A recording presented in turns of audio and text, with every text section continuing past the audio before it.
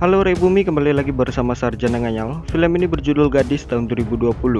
Sebenarnya film ini memiliki makna yang lebih mendalam dan benar-benar menyentuh. Tapi saya yakin saya tidak akan bisa membawakannya sebaik itu. Berkisah tentang seorang gadis yang pulang ke kampung halaman, berniat membunuh ayahnya sendiri yang dikenal kejam yang telah menelantarkannya saat umur 6 tahun. Tapi di sana dia menemukan ayahnya telah tewas dibunuh seseorang sehari lebih dulu sebelum dia melakukan aksinya. Niat buruknya telah terwujud, tapi dia penasaran siapa yang telah membunuh ayahnya. Saat berusaha mencari jawaban, dia malah terjebak dalam rahasia yang disembunyikan oleh ayahnya dan warisan yang membahayakan hidupnya. Tanpa berlama-lama, selamat menonton.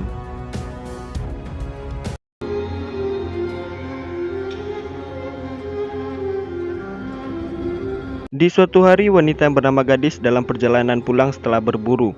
Walaupun terlihat liar, Gadis hidup sebagai tulang punggung keluarga, mencukupi kebutuhan ibunya yang hampir lumpuh ulah kekerasan sang ayah puluhan tahun yang lalu. Gadis sangat menghormati ibunya yang pemabuk, karena dari umur 6 tahun ibu secara tunggal merawatnya setelah si ayah mengusir mereka berdua. Di perjalanan, Gadis menelpon ibunya meminta ibunya agar membacakan surat terakhir yang dikirimkan oleh ayahnya. Ibunya mengatakan surat itu adalah pesan ancaman dari ayahnya yang berniat membunuh ibunya tersebut.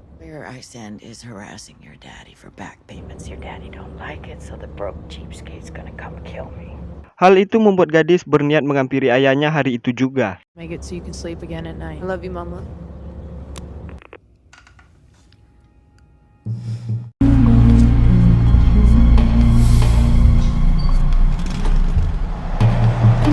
Turun di lokasi antah berantah, Gadis berjalan kaki menyusuri jalan setapak. Sudah melihat satu persatu rumah warga, dia ditawarkan tumpangan oleh seorang polisi pemabuk yang seolah menggodanya. Gadis menggabaikannya dan terus berjalan. Dia berhasil memasuki kota kecil yang penduduknya hanya bisa dihitung dengan jari.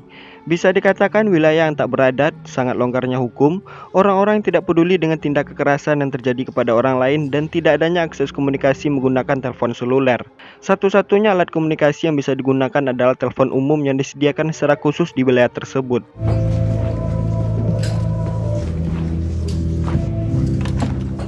Di sana, Gadis memasuki bar kecil menanyakan kepada si pemilik bar di mana dia dapat menemukan alamat setiap penduduk di kota ini. Dia menemukan tempat tinggal ayahnya yang bernama James dari buku telepon di bar tersebut. Setelah itu, Gadis memutuskan untuk meminum sebotol bir terlebih dahulu. Pemilik bar menanyakan dari mana dia berasal dan mengingatkannya jika berniat menetap di kota ini agar tak berurusan dan menjauh dari si bersaudara. Si bersaudara adalah orang yang merasa berkuasa dan suka berbuat semena-mena di kota ini.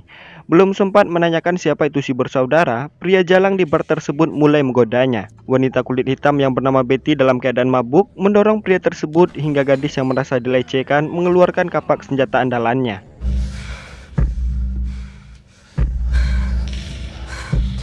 Where's Root Road? CW James! Singkat cerita, Gadis sampai di kediaman ayahnya yang berada di Root Road. Melihat rumah yang telah kosong dan berantakan, sudah melihat semua ruangan, Gadis menemukan ayahnya telah tergantung di gudang, tewas setelah mengalami penyiksaan. Daddy.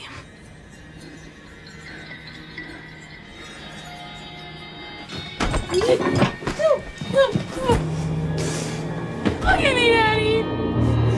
Look at me! I was gonna do this to you. Walaupun niat buruknya telah didahulukan oleh seseorang, justru sekarang Gadis penasaran siapa dan apa tujuan si pembunuh menyiksa ayahnya. Dia memanggil 911, tapi karena tidak adanya komunikasi untuk telepon seluler, dia menghampiri kantor polisi yang ternyata masih tutup. Gadis kembali memasuki bar menanyakan kepada si pemilik kapan sheriff atau polisi akan datang. Pelayan itu mengatakan polisi di tempat ini memang bekerja dengan waktu yang tidak teratur. Dia meminta Gadis menunggu di tempat ini karena menurut kebiasaan rutin, sheriff selalu datang ke tempat ini saat siang hari. Setelah mengetahui Gadis adalah anak James, pria itu meminta Gadis segera pergi meninggalkan kota itu. Gadis yang masih ingin mencari jawaban tujuan si pembunuh membunuh ayahnya, lebih memilih menetap ingin mengetahui siapa pelakunya. Setelah itu, dia menelpon ibunya memberitahu tentang kematian si ayah tersebut. Dia meminta ibunya agar membacakan isi surat yang dikirimkan oleh ayahnya secara lengkap. Tapi sama seperti yang lain, ibunya hanya meminta Gadis untuk segera pulang meninggalkan kota itu. Untuk menghilangkan rasa khawatir ibunya, dia berjanji akan menaiki bis malam nanti setelah berhasil menemui sheriff atau polisi di tempat ini. I'm not coming home, Mama, until I find out who did it. Oh, don't you bother with that! Get home now! Midtown. It's not safe there either. You come straight home. Okay, I'll get on the night bus. Setelah itu, gadis mendengar percakapan pengunjung lain tentang ayahnya yang sering dianiaya oleh si bersaudara. Saat gadis ingin menghampiri pengunjung itu, lagi-lagi Betty kembali mengganggunya. Gadis pun mengatakan, "Kenapa kau selalu menggangguku?" Dia menjawab, "Karena kamu memiliki mata yang sama seperti ayahmu." Gadis pun kembali bertanya, "Apakah kamu mengenal ayahku?" Betty menjawab, "Kenal." Kemudian pergi dengan alasan yang kurang jelas.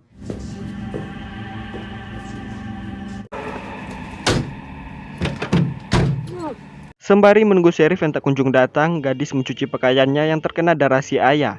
Tak lama kemudian, seorang pria yang kita panggil saja dia Udin datang memasuki tempat itu ingin mencuci pakaiannya. Melihat gadis tanpa pakaian dalam, dia menawarkan kaos kepada gadis agar tak memancing laki-laki jalang di tempat tersebut. Gadis yang bertekad dingin, acuh tak acuh mengabaikan perkataan pria itu. Sedangkan Udin yang berusaha mendekatkan diri, selalu ngoceh dengan perkataan konyol ingin mengambil hati gadis. Hingga dia melihat kapak yang dibawa oleh gadis, gadis pun mengatakan itu adalah kapak pemberian ayahnya, dan dia memperlihatkan sedikit kemampuannya dalam melempar kapak.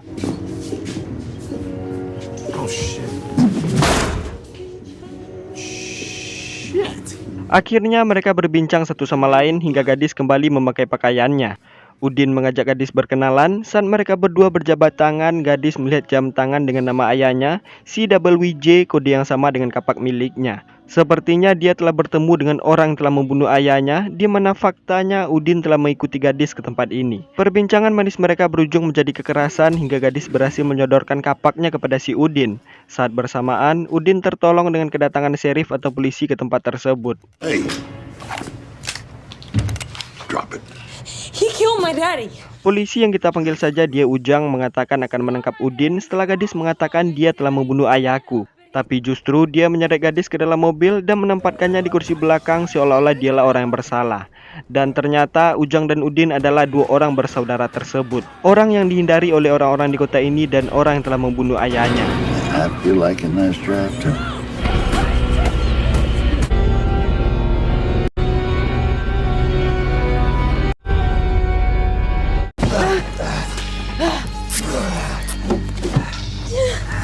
Mereka kembali membawa gadis ke rumah ayahnya, mengikatkannya di gudang, lalu menanyakan di mana letak uangnya dan apa isi surat yang telah dikirimkan oleh ayahnya. Seolah-olah gadis kaget kenapa mereka berdua mengetahui tentang surat tersebut. Dia mengatakan belum membacanya sama sekali. Sedangkan tentang uang yang ia ketahui menurut cerita ibunya, ayahnya adalah seorang bajingan yang bokeh. Guess what? Oh shit! I wanna play. Ujang mengatakan gadis mengingatkannya kepada sepupunya, seorang wanita liar pemabuk yang hampir lumpuh karena terjatuh dari atas bak belakang mobilnya. Satu-satunya cara menghadapi wanita keras kepala seperti itu, Ujang mengajarnya dan mengerinda tabung celengannya.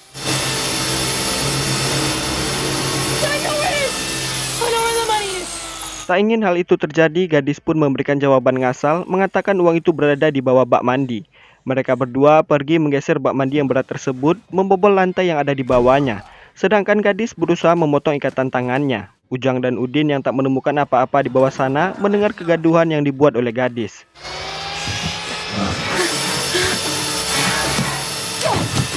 Dan tembakan yang diluncurkan oleh Ujang pun mengenai bahunya.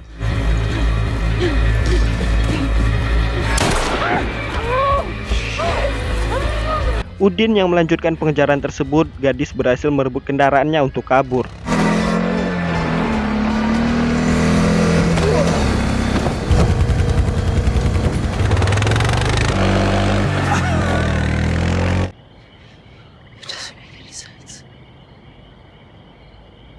Setelah memberikan pembalut kepada luka kecilnya, dia pun kembali menemui si pemilik bar dan menanyakan kenapa si bersaudara mengetahui tentang keluarganya.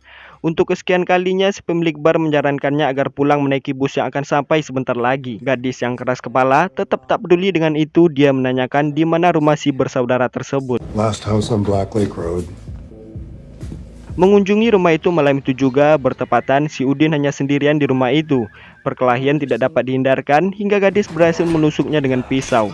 Akhirnya Udin tewas terbakar karena ulahnya sendiri.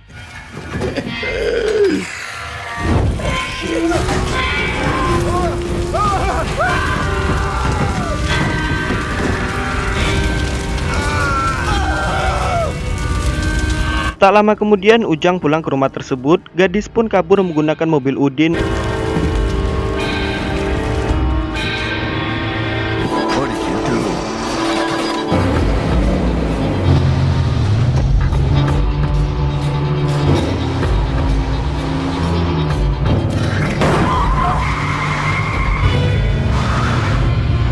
hingga sampailah di jalan buntu. Gadis turun dari mobil mencari tempat bersembunyi.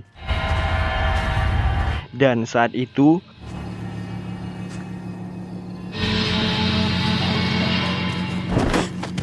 Betty memberikan perlindungan kepadanya, membawa gadis ke dalam rumah dan mengatakan kalau dua bersaudara itu adalah paman kandungnya, saudara dari keturunan ibunya. Dan surat yang dikirimkan oleh ayahnya adalah mengenai tentang uang tabungan yang akan diberikan kepadanya. Gadis semakin bingung mendengar semua penjelasan orang-orang di kota ini tentang ayahnya yang terdengar sangat peduli dengan kehidupannya. Why would you say that? Dan setelah rumor uang yang dimiliki oleh James beredar, hal itu memancing pamannya ingin merampas dan menyiksa James ayahnya karena ingin mencari tahu di mana James menyembunyikan uang itu. I told him not to send that letter. Bullshit. Said Daddy wanted to give me a bunch of money. Really? Dan dia pun mempertanyakan kenapa Betty sangat mengenal ayahnya tersebut. Dan ternyata Betty adalah selingkuhan James selama ini yang menyebabkan perceraian ibunya. Dia mengatakan setelah gadis dan ibunya pergi meninggalkan ayahnya, James selalu berusaha mencari keberadaan mereka berdua. Dan saat itu juga dia selalu menyisihkan uang hasil jeripayanya untuk masa depan gadis. Betty juga menceritakan tentang luka yang ada di punggung sang ibu yang membuatnya hampir lumpuh. Itu bukanlah ulah kekerasan James, tapi karena dia mabuk dan terjatuh dari bak belakang mobil pamannya tersebut. Di mana selama ini sang ibu telah membesarkannya dengan kebohongan cerita buruk tentang latar belakang si ayah, termasuk tentang surat tersebut. Betty, you home? Selang beberapa saat kemudian, Ujang mengetok pintu rumah Betty. Gadis bersembunyi di dalam peti. Betty pun berkilah mengatakan gadis telah mencuri pisaunya dan kabur lewat pintu belakang. Where'd she go, Betty? Bitch saw my knives and ran out the back.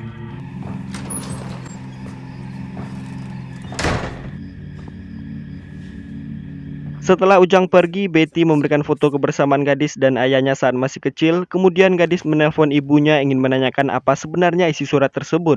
Namun ibunya tak menjawab panggilan itu. Gadis yang kembali melihat foto itu menebak jika ayahnya benar-benar mengingatnya, pasti uang itu disembunyikan tak terlalu jauh dari tempat kebersamaan mereka dan dari tempat kebiasaan yang diajarkan kepada gadis waktu kecil. Malam itu juga gadis mengunjungi kediaman ayahnya. Terlihat Ujang sedang berdiam diri di halaman rumah tersebut.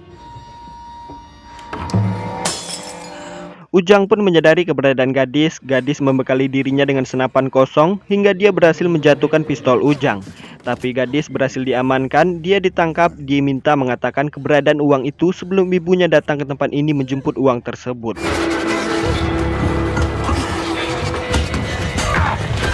Gadis pun membuat Ujang lengah, kemudian kabur keluar rumah, mengambil kapak di tempat pemotongan kayu, kemudian melayangkan kapak itu ke arah pamannya hingga dia sirna, tewas, binasa, dan almarhum.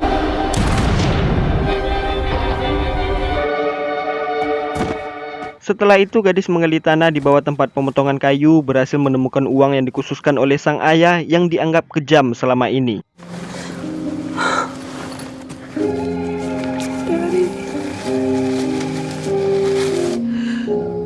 Selang beberapa saat kemudian, ibunya datang ke lokasi tersebut, di mana gadis sangat murka telah dibesarkan dengan kebohongan dan ibunya telah memalsukan isi surat yang dikirimkan oleh ayahnya kepadanya dan telah mengirimkan kedua saudaranya untuk menyiksa sang ayah hanya ingin merampas uang tersebut. Beruntung gadis masih punya akal sehat, dia tak sampai membunuh ibunya sendiri malam itu dan dia meminta ibunya segera pulang meninggalkan lokasi tersebut.